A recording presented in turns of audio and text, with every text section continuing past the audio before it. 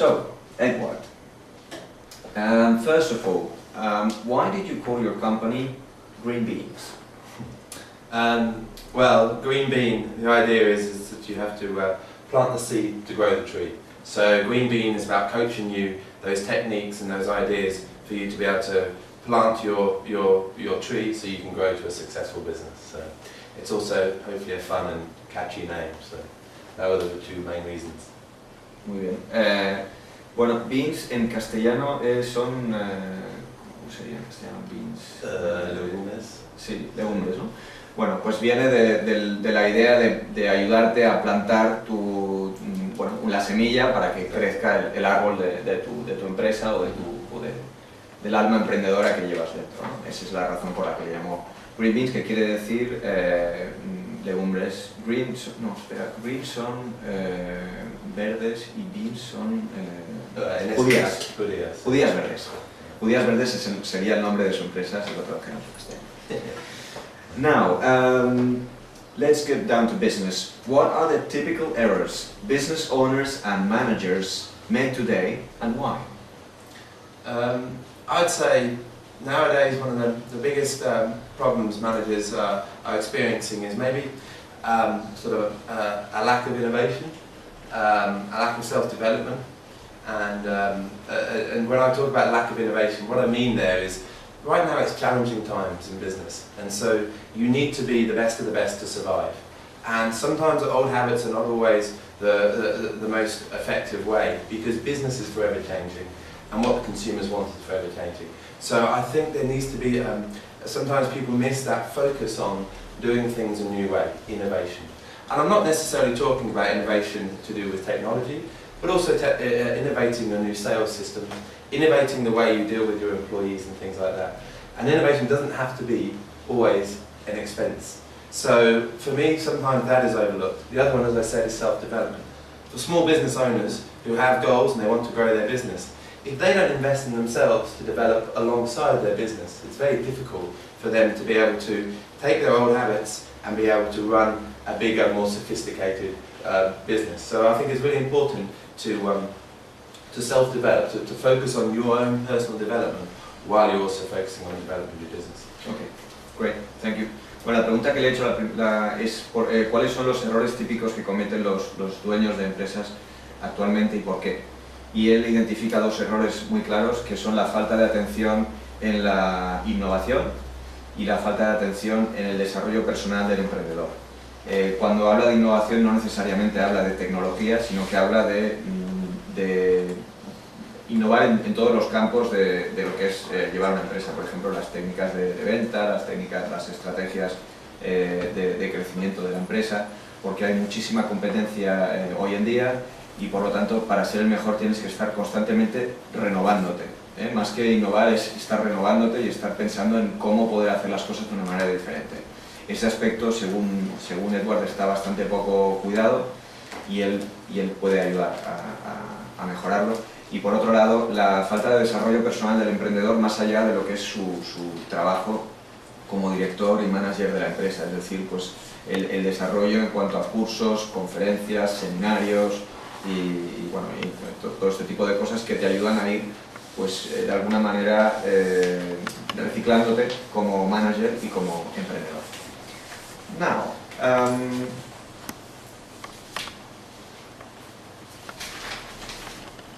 if Zapatero called you for help, would you be able to help him? Maybe not help him get re-elected, but from a coaching standpoint, I guess you mean, in the economy. Well, Zapatero has a lot of obviously great advisors, a lot of real good experience and things like that. So I guess how I could help him with, I would focus maybe more on the traditional coaching side of things. I can imagine it's very difficult being a head of state, all of the different areas that you have and all the different budgets and things to oversee.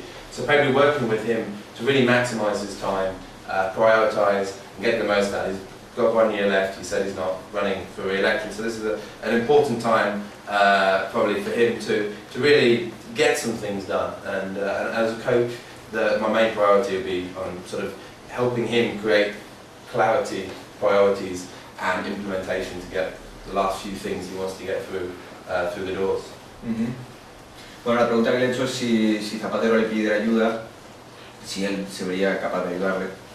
Y me ha dicho que, bueno, que seguramente no le podría ayudar a que le reeligieran, porque de hecho ya está claro que Zapatero no va a presentarse, pero sí que podría ayudarle para que este año que le queda, pues maximizarlo y aprovecharlo al máximo, sobre todo en lo que es la agenda de prioridades y la capacidad de implementar esta agenda de prioridades. Now, why is coaching suddenly so popular and necessary? ¿Por qué el coaching es algo que de repente es tan popular, que está tan de moda y es tan necesario? Well, I'd actually say that coaching's been around for centuries. If you think about it, family businesses, for example, they are passed on through coaching. It's the parents who are coaching their children how to run a business, how to effectively manage the business, and hopefully to grow it as well. So coaching in many forms has been around for a long time. But why is it popular? It's popular, I think, because it works. So it's really taking off. It's very popular in the Anglo-Saxon countries. It's taking off over here as well. Because if you have someone working with you to get your objectives, to set goals and to work through them, it works not just in the in the environment of business, but also sports people. It's one of the examples I always use. Rafael Nadal, #1 in tennis, and yet he still has a coach. And that coach is the one who drives him to get up in the morning when he doesn't want to, and works with him to tweak his skills so he can be better. And lastly, why is it necessary? I think it's necessary because small business owners need to choose the right path which will allow them the greatest chance of success.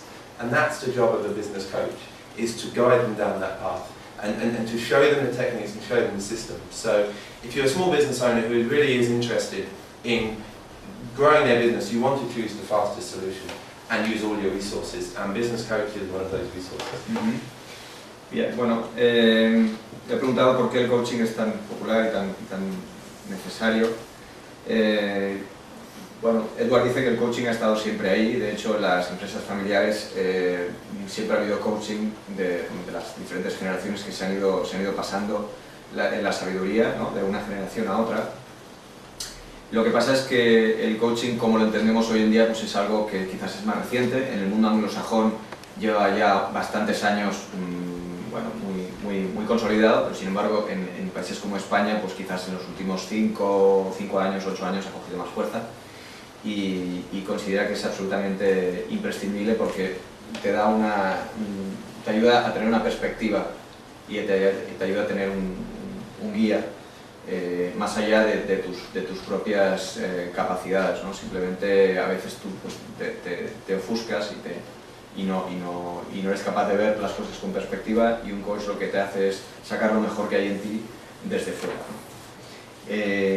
Ha puesto el ejemplo de Rafa Nadal, que siendo el número 1 del mundo sigue utilizando un coach y sigue beneficiándose muchísimo de la presencia de un coach a su lado. Así que, bueno, pues si hay un emprendedor que realmente quiere hacer crecer su negocio, es muy útil apoyarse en un buen coach. Now, apart from a lot of enthusiasm and stamina, what are the 3 elements I need to make a business work?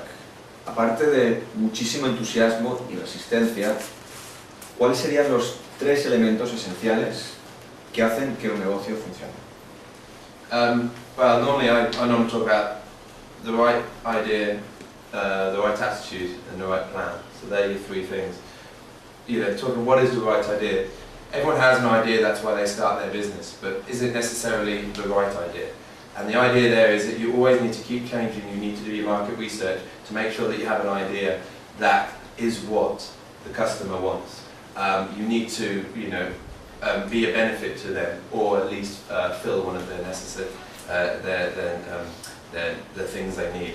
So I think that's primarily the first thing, is to make sure you have the right idea. The second one, the right attitude. You've mentioned that already, being positive. But another area I'd like to sort of expand on that is having accountability as well. This idea of having some way of having to achieve your objectives is a really powerful, tool, and putting something in place there, what gives you that attitude to, you know what, I'm gonna hit my goals this year, be it through a coach, be it through external directors, be it through having a business partner.